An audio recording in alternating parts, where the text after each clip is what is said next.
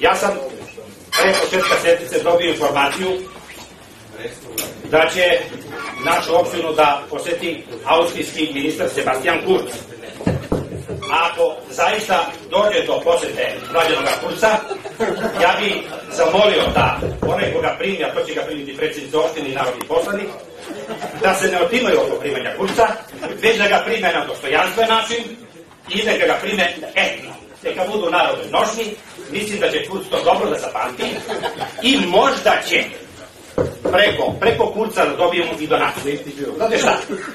Sebastian je dosta toga doprinuo je i Pećini Rajkovoj u Majdanpeku. Da li su oni sa Kurzem imali neke druge dogovore, ja ne znam, ali treba iskoristiti sve što je moguće. Sa dobrim Belmužom biće još i bolje.